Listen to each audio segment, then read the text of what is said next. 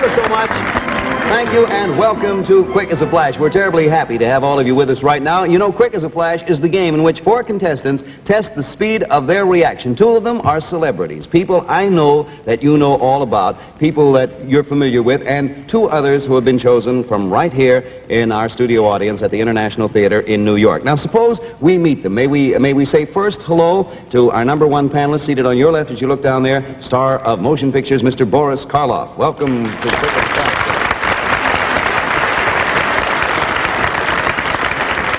Mr. Karloff, we're happy to have you here with us. What are you doing now, sir? Oh, spending a good deal of time in the country. I'll be glad to take care of you if you're in the neighborhood. I certainly want you to know that I'll go along with that, Mr. Karloff. And another young lady we want you to meet, well, from our studio audience, we have a young lady to Mr. Karloff's left. It's Mrs. Margot Wood from Southern California. Welcome to Quick as a Flash. I only missed your home state by about 700 miles. It's South Carolina, isn't it? About 2,700 miles. And, of course, to Mrs. Wood's left, we have that delightful young lady, very good friend of ours, personality of motion pictures and television and radio and radar, just about everything, Miss Wendy Barry. Wendy, good to have you with us. Wendy, what have you been doing lately? I can't tell you, William. No, I mean professionally, Wendy. Oh, I know what you meant. I still can't tell you. Well, that's right. Just don't say a word. And we have, of course, to Wendy's left, Master Sergeant John Linyard from the United States Marine Corps. Is that right, John? Welcome to the All right. Now, we're going to have Master Sergeant Linyard and Miss Wendy Barry work as one team. We are going to have Mrs. Wood and Mr. Boris Karloff work as another team. So they're paired off. We want you 2 to kick each other under the table on the shins or anything like that. Any prearranged signals, you can whisper back and forth. You can talk it up. You can even hold hands if you want, Sergeant Linyard. And Miss Wood, you may hold hands with Mr. Karloff. Isn't that nice? Something going on under that table bizarre. All right. Now, here's the way the entire program works. We're going to get right into it. Now, whenever one of our studio contestants wins a prize, they get an opportunity to keep the money. If either Mr. Karloff or Miss Barry wins for her team, of course, their teammate will be given the money, but they are going to see that their money goes to the Damon Runyon Cancer Fund. Thanks to Miss Barry and Mr. Karloff for that. That is all right, suppose we get all ready. Remember, you're working as a team. Right now, we're going to see something I think you're all going to enjoy. It's our version of what might have taken place just before a very famous event. As soon as any of you think you know that event, you're going to interrupt by pressing on your high-frequency oscillator there. Mr. Karloff, sir, will you try it for us just so we can hear it? Sound sort of takes you back to Frankenstein, doesn't it, there? Last time again. I saw you play with a flash of lightning some time ago. It was a good picture, too. All right, now, the one who is first to get the correct answer wins a prize of $25. Our celebrities, of course, will have 1 chance in each race, and our person from the studio audience will each have 2 chances on each race. Now, let's give our home and studio audiences here a chance to get the correct answer, so they'll see how well our contestants do. Okay? Take a look at it. Now, one thing, our panelists cannot see this answer. It is being hidden from them completely. They have no way of knowing. So now, all of you, get set to act quick as a flash for $25 as soon as you recognize what event might have climaxed this dramatic scene. This was it. In most parts of the world, it was very warm for May, but here we froze. I was the skipper of that outfit, and it was my job to send them out. The whole thing was unbelievable. It was something almost beyond human imagination. But orders are orders, and I had mine. Where are the rest? Well, they haven't come back from Operation B, sir. Check the base. See who's available. You mean we're going out again today? Can't be helped. It's an emergency operation. We'll need every available flyer for this mission. Will we be back in time for chow? You don't seem to understand what we're up to. This is not a routine flight. You mean... Gentlemen, if you like, you can call this D-Day.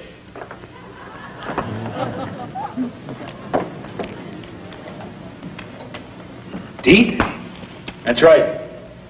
Naturally, we can't afford to have anything go wrong. There'll be 5 in the echelon.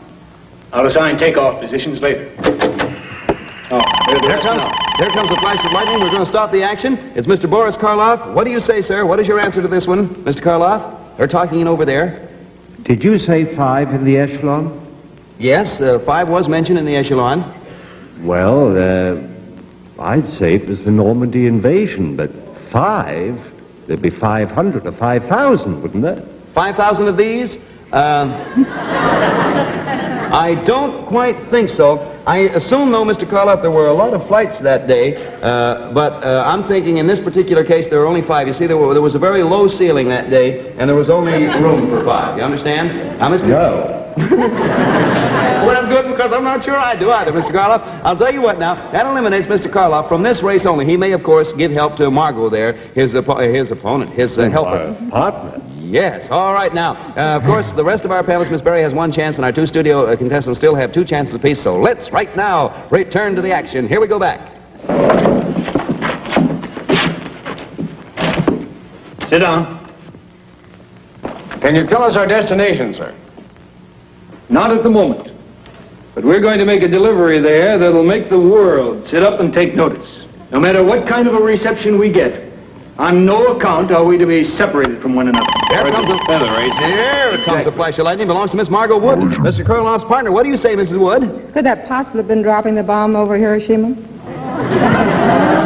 Well, it was sort of, the dropping the bomb poetically comes close. It was quite a bombshell, but it was not dropping the bomb over Hiroshima, Miss Wood. But that was an awfully good try. You still have 1 chance left in this game, so all of you get ready.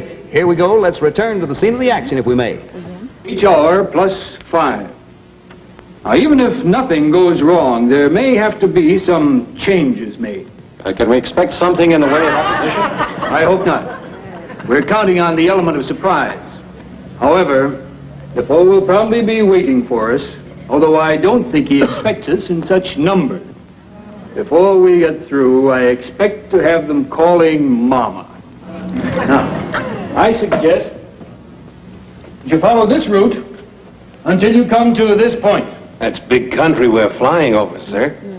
From a bird's eye view, one place looks like another. There's no margin for error here. This mission is too hazardous. You can look in all the books, and you'll see there's never been anything like it before. We understand, sir. I'm sure I speak for all of us. There comes a flash of lightning. Belongs to our Master Marine Sergeant over there. What do you say, sir, is the answer to this one? Could it be the bombing of the Yalu River up in Manchuria? The bombing of the Yalu River? Yeah. In southern China, by the way you say Yeah, it, I think. Manchuria. No, sir, that is not the answer we were looking for. Sorry, but you're still eligible. You have another try. And now all of us, let's return to where we were when we were interrupted. What kind of... Conclusion of which, be ready to fly. And remember, I'm counting on all you birds to deliver those babies where they'll do the most good. Right here. Say, here comes old Yalu River Linyard again. What do you say, Master Sergeant Linyard? Could this have anything to do with the Don Quintuplet? It could have everything. Good going.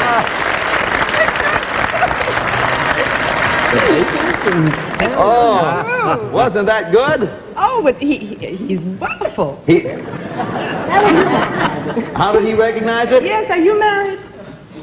Yes. There's your answer, Miss Wood, right there. I would like to say we had all kind of clues. The one I liked, they talked about deliveries, it being an emergency operation. There will be some changes made, which was my favorite. And the reason the changes made was a clue is because in that part of Ontario, they had switched from AC to DC current. Birds of a feather, Defoe will be ready, and it was, of course, Dr. Alan Defoe. So let's see, that's $25 to you, Master Sergeant Wood, and $25, of course, in Miss Barry's name to the Damon Runyon Cancer Fund. Real good going. Now, all of you get ready again. We're going to run right into this next one. Stand by on you. How you doing, Mr. Karloff, sir? Very badly. You're looking real good there. Now, let's go, because here we go with another one, and this one is going to be worth $30 to the winner, and, of course, another $30 to Damon Runyon Cancer Fund. We're going to bring you our version of an event which involved a very famous person. We want you to tell us who it is. First, let's have our home audience get a look and see who this very famous person is. All right, now, get ready, you panelists, as soon as you know who might have taken part.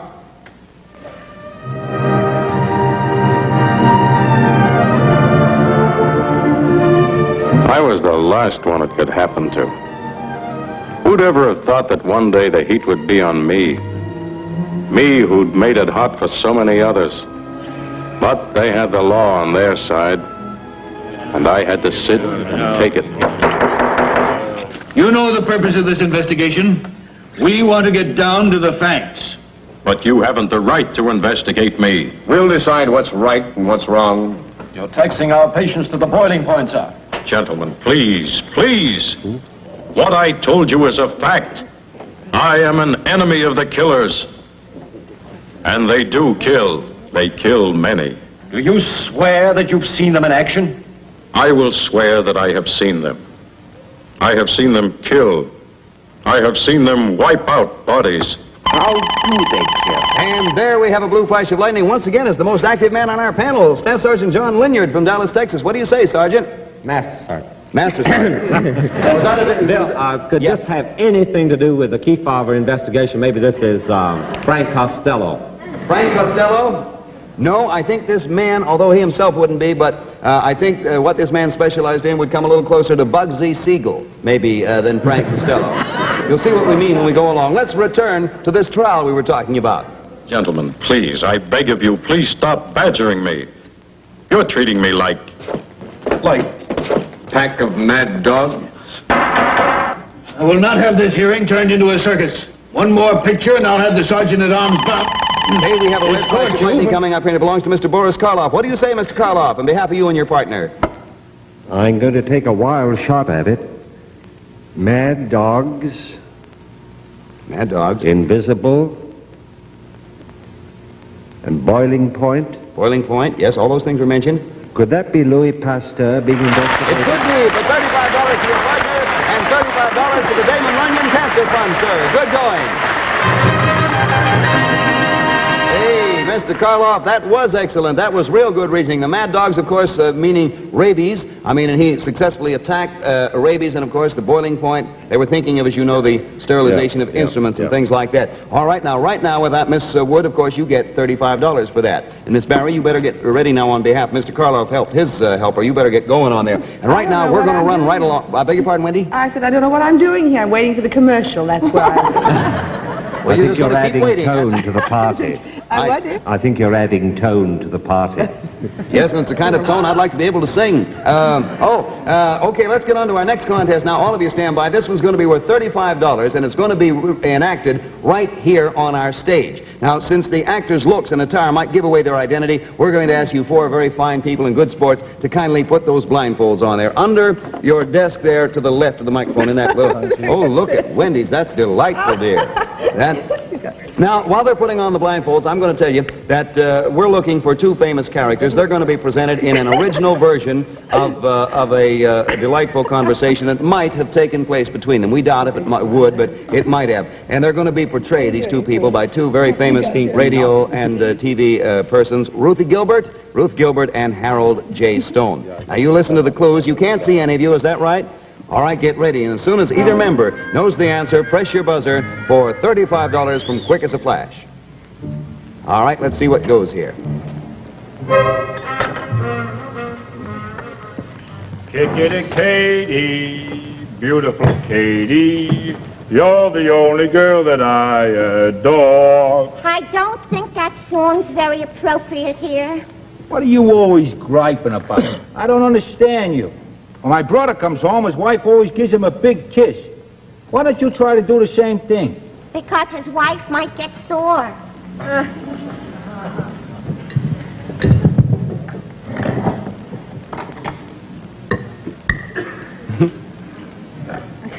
So how's business? How should it be? After all, it's my business. Yeah, well, don't be so proud of it. You didn't work for it. Your father left it to you. How did you ever get to first base with me, the way you've been acting toward me lately? I remember when you were just crazy to marry me. So do I, but I didn't realize it. And there comes the flash of lightning belongs to Mrs. Wood. What do you say, Mrs. Wood? Is it possible it's the Goldbergs? Oy, have you got a wrong number? The Goldbergs. No, but I certainly did enjoy that little bit there. Let's go back now to where I think the lady, I don't remember exactly what she said, but she had just answered one of the gentleman's questions. Can we go back, Ruthie, with dear, please? So do I, but I didn't realize it at the time. Why don't you learn how to eat, clumsy? I know how to eat clumsy. I want to learn how to eat neat.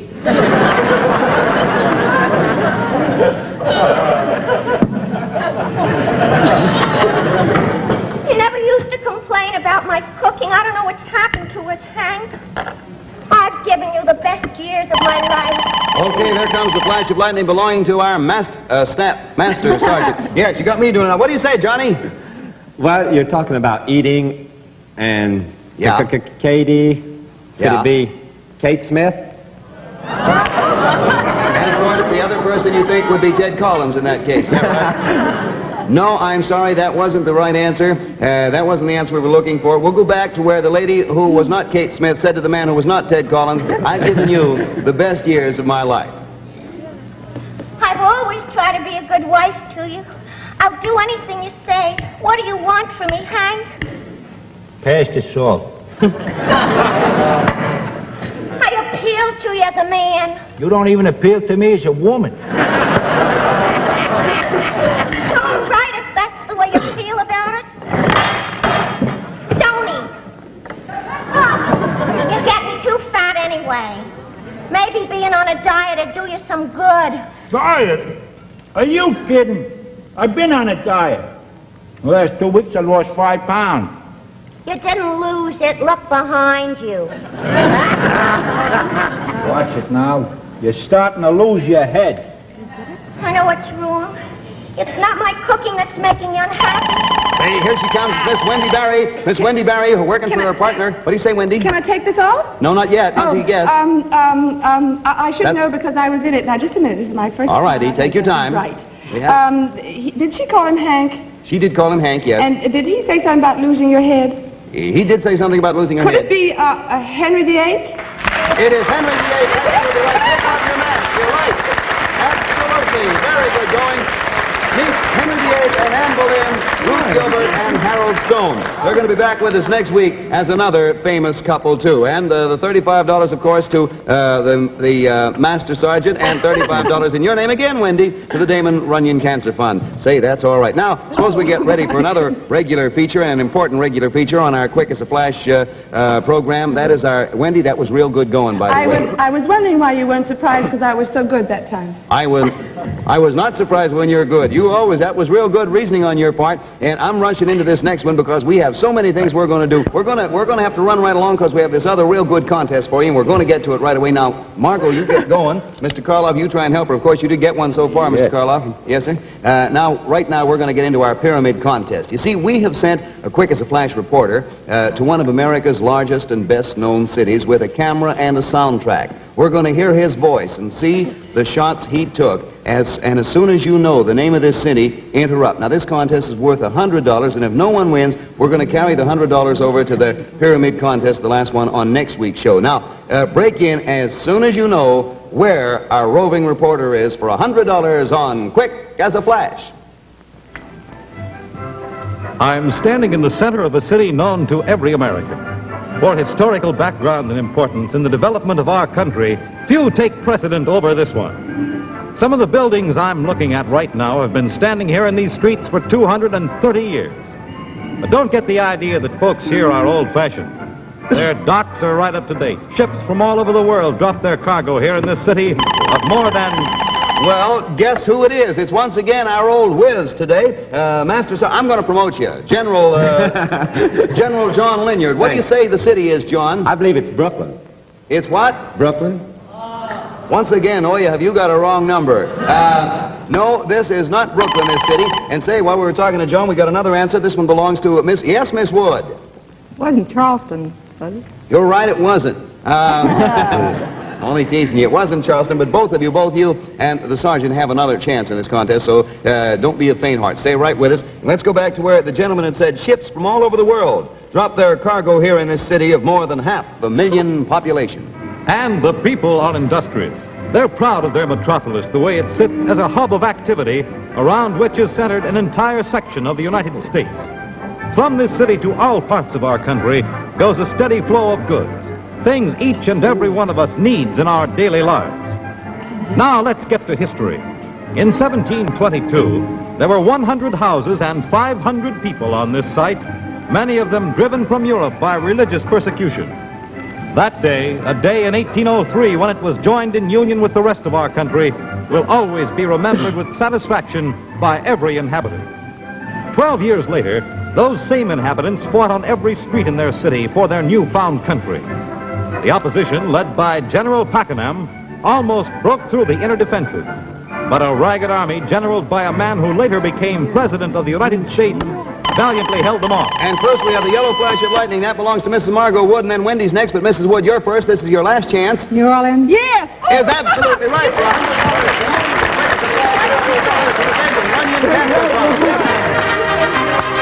Oh, that was really going. Mrs. Wood, you came through at the last moment, and you came through beautifully, and you won yourself $100. And right now I want to recap. Mr. Karloff, sir, you won one contest and $25. Is that right, sir? I believe so. And, of course, 25 to the Damon Runyon Cancer Fund. Mrs. Wood, you came through at the last minute and got the big prize, the $100 prize. How do you feel? A little weak. Oh, certainly don't look weak. And, Wendy, you did a good job. You got yourself one. Is that correct? Did I, honey? Yeah, don't you remember? Don't get one. I'm so glad I got something. Oh, I knew that one, though, but I didn't buzz it quick enough. You didn't buzz it. You knew it was New Orleans, but you just didn't get there soon Yes, enough. sir. You did good on... Huh? He told me. You did tell her? Mm-hmm. Say you two are getting along I'm too good well. to her. Huh? I'm good to her. Yeah, I noticed that. I don't know why he needs any of us up here anyway. I'm going to be right over and help you out. Listen, so you were the champ. Actually, Master Sergeant, you won yourself 2 rounds. One for Wendy, one for Mrs. Wood, and one for Mr. Karloff. I want to thank all of you, especially you, Wendy Barry, and you, Boris Karloff, for being with us tonight. It was awfully swell. And that just about winds us up for tonight. So until next week at the same time, when we want all of you to be back with us, this is Bill Cullen saying thanks for watching and keep your minds working quick as a flash. Good night, everybody, and thanks, panel, for being with us. Good night. Be with us again when we'll bring you more comedy, drama, another Eddie Quick mystery, and a pyramid visit to another famous city. All on... The Flash is a Procter & Lewis production directed by Edgar G. Kahn. The technical director was Hino Rip, with settings by Trio Design.